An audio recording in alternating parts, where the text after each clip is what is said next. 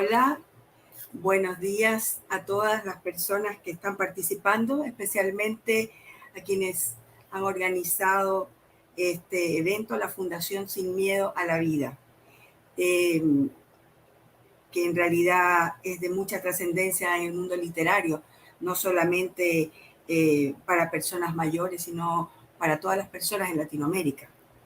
Mi nombre es Jimena Chávez, me presento a petición de la autora. Tengo un magíster de enfermería y más de 20 años en la gestión de cuidados de personas mayores. Pero ahora me toca el honor de presentar a la periodista, escritora e historiadora Jenny Estrada Ruiz, es mi madre, con quien vamos a conversar un poquito de este libro. A mí me encanta, es uno de los que más me gusta de los 28 libros que ella ha escrito. Vamos a preguntarle a la autora, teniendo 28 libros relacionados con la historia y biografía de interesantísimos y grandes personajes también, ¿por qué escogió este libro del tiempo de la yapa para esta ocasión?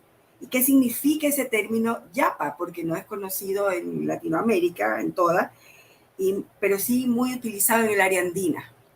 Bueno, en primer término yo quisiera referirme a por qué estoy aquí.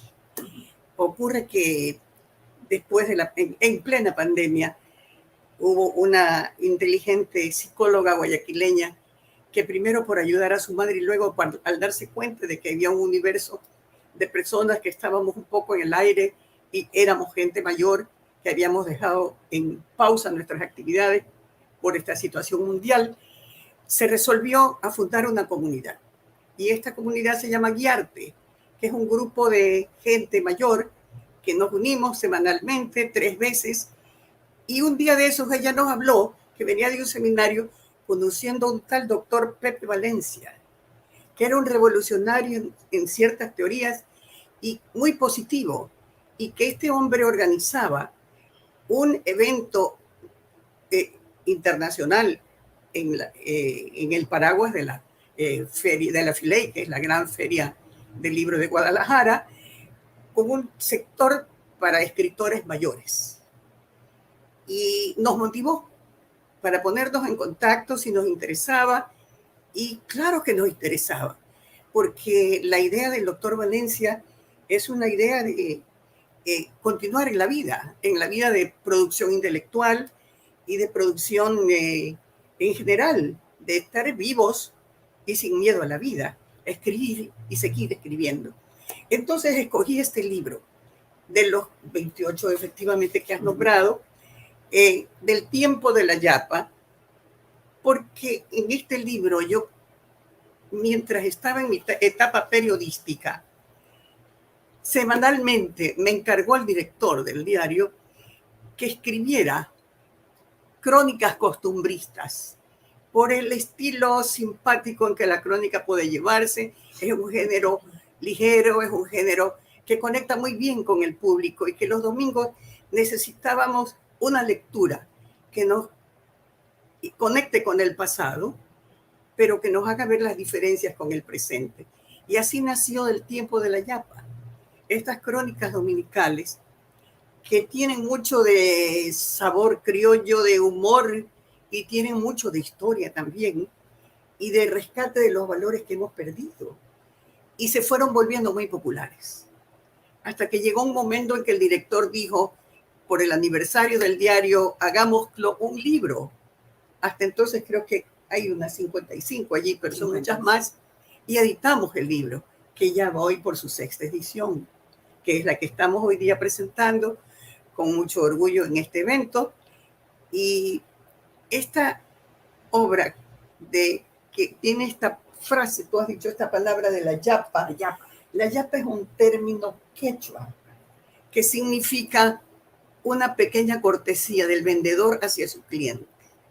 Cuando nosotras, y todavía en algunas poblaciones pequeñas del Interande sobre todo, y en la costa también, vamos a comprar algo y preguntamos, ¿y la yapa? Porque era algo natural que tras la compra que se hacía le dieran una pequeña cortesía.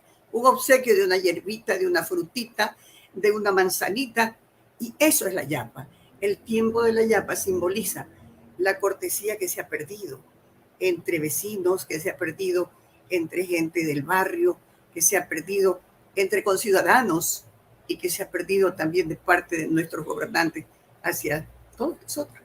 Entonces, El tiempo de la yapa es un libro ameno, es un libro, yo no sé a ti qué te pareció ese libro.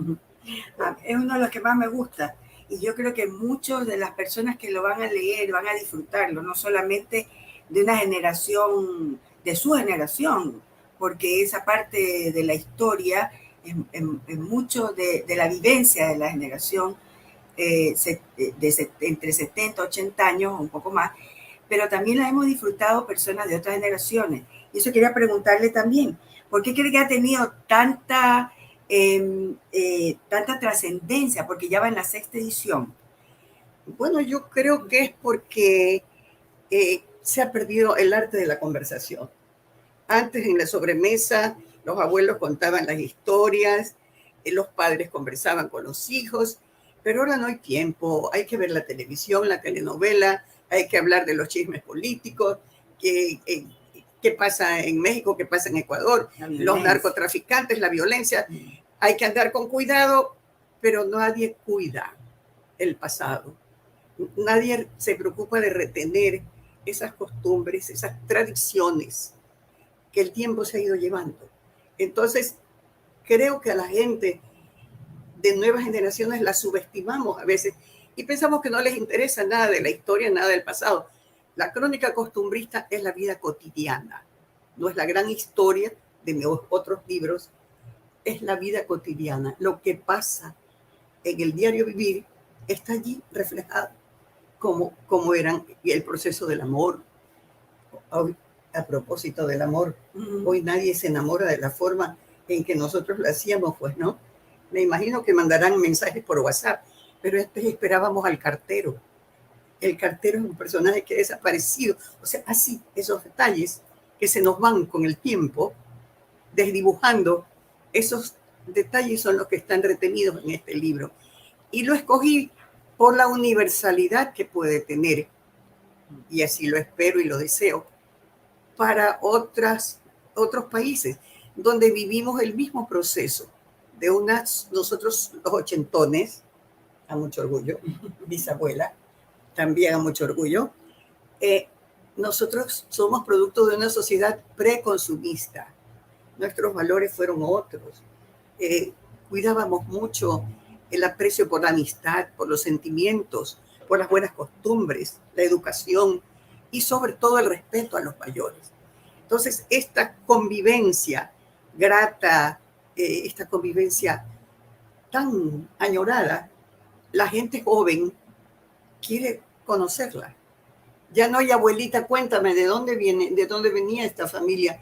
No, ya las abuelas no cuentan la historia familiar. Pero este libro es un inductor. Este libro es un suscitador de preguntas entre familias. Y por eso algunos colegios lo tienen como material de lectura.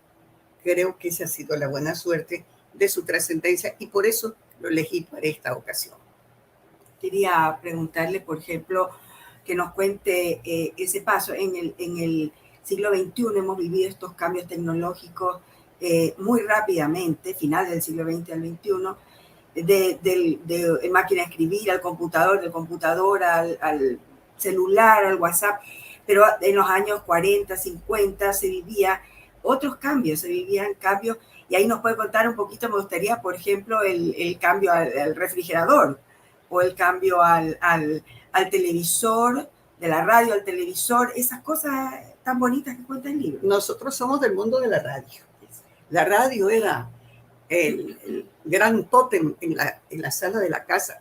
Y no es que cada quien tenía su radio, es que había un aparato de radioreceptor en una repisita, así era en nuestra casa y en una repisita en la sala. Y se sintonizaban los programas y se familiarizaba uno con las voces de los locutores, de los intérpretes de programas muy interesantes. Y el cine, que fue compañero nuestro largo tiempo, ¿no? Nos tocó a mi generación el proceso de oro del cine mexicano.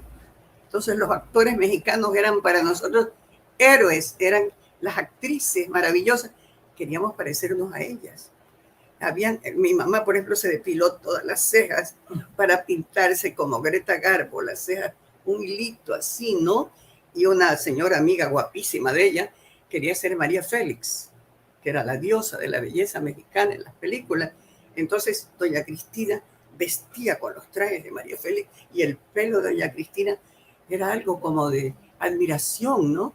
Estas mujeres tan lindas y estas historias sentimentales, romanticonas, que el cine nos transmitía, nos ayudaban también a nosotros a romantizar la vida. De tal suerte que, mire, el proceso del amor era algo muy serio. Hoy día yo oigo la expresión esta tan vulgar y tan común, traducción del inglés, van a hacer el amor. El amor no lo hacíamos, lo sentíamos. Lo sentíamos a través de un proceso que empezaba con la ilusión, con el mensaje, con la conversación, con el conocimiento y la visita a la familia. ¿Y este quién es? ¿Y de dónde es? ¿Cómo se llama su padre y su madre? Había que tener en cuenta las buenas costumbres de familias por el choque cultural de dos familias que se van a enlazar. Ah, saluda a tu abuela, que es amiga de mi abuela. Entonces, el susodicho era invitado a una casa para examinarlo, para calificarlo. Hoy día no, las cosas son diferentes. Se conocen, bailan en una discoteca y mano a la presa. Y ahí queda todo el romance. Entonces, las cosas, fíjense hasta qué punto cambiaron, ¿no? Entre hacer el amor y sentir el amor. Una diferencia muy grande. Tal vez a veces los mayores de 80 años, de 70, nos sentimos fuera de foco, fuera de lugar en este mundo tan acelerado que tú has mencionado de la tecnología que se nos vino encima, pero hemos aprendido a manejar el computador gracias a organizaciones como Sin Miedo a la Vida o como Guiarte, que es la nuestra en Guayaquil, Ecuador, que es una organización tan sabiamente dirigida por una mujer joven, pero que se ha dado cuenta de este potencial que tenemos los adultos mayores, no tomado en cuenta para una sociedad que cuando ya no somos productivos económicamente, nos va haciendo de lado. Entonces tenemos que buscar un espacio. Y ese espacio para los escritores es seguir produciendo. Y por eso El Tiempo de la Yapa ya está en la 6ª edición. Así que yo les pido un tiempito en Amazon, creo que lo pueden encontrar, yo no sé si se puede hacer. Salió allí.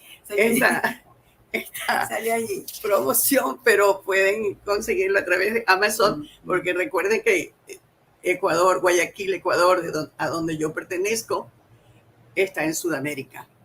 Entonces también la tecnología nos ha facilitado el poder hacer cosas como la de hoy día, estar presente en un acto en el que no fue posible hacerlo físicamente, pero la tecnología nos conecta y nos lleva a estar cerca, a hermanarnos y a comunicarnos.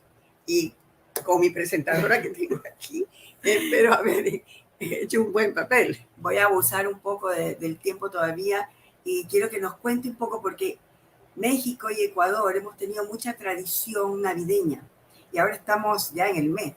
Y ese libro cuenta una de las tradiciones muy bonitas que teníamos aquí en Ecuador, ¿no? Y ese cambio también que se fue dando por en la misma sociedad de consumo. Entonces, cuéntenos un poquito de eso, porque México tiene fuerte tradición de celebración prenavideña, ¿no? Aquí hemos hecho hasta las posadas, ¿no? Mexicanas, y eso se tradujo en una tradición muy bonita que ha cambiado, ¿no? Y eso está en el libro. Claro, nuestra Navidad era una Navidad del Niño Dios, muy sencilla, ¿no?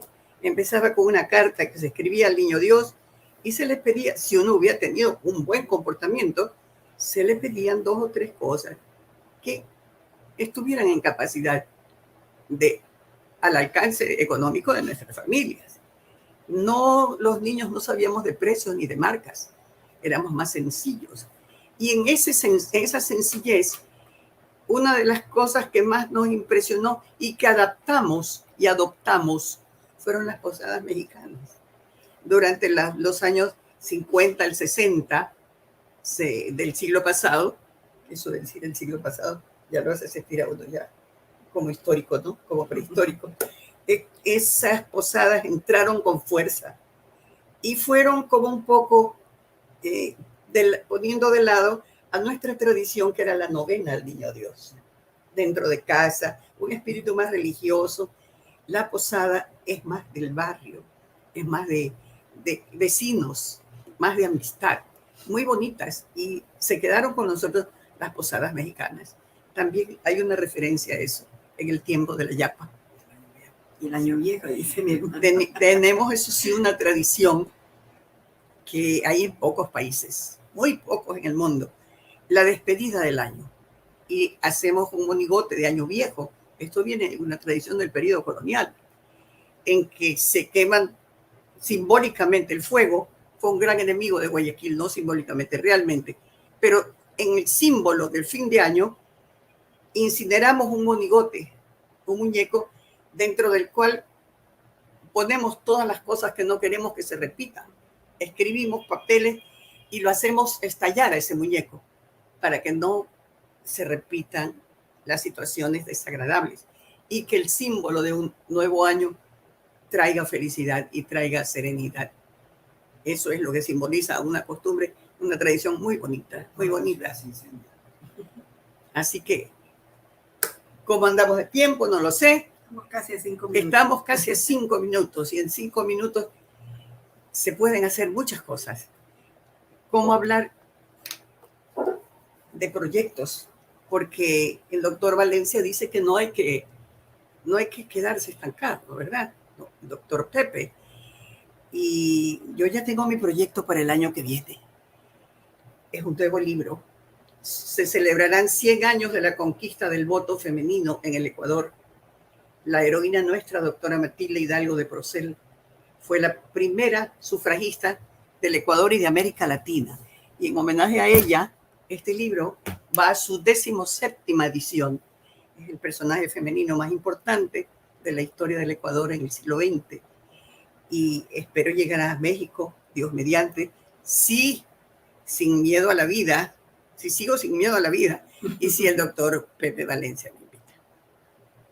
Estaremos en la Filey, en la edición 26, edición de la idea maravillosa de darnos un espacio a los adultos mayores, a los escritores, para poder seguir produciendo todo lo que nuestro intelecto nos permite. Agradezco mucho la oportunidad y gracias a mi presentadora. Me he sentido muy orgullosa de tener a mi hija aquí al lado para hacer esta presentación.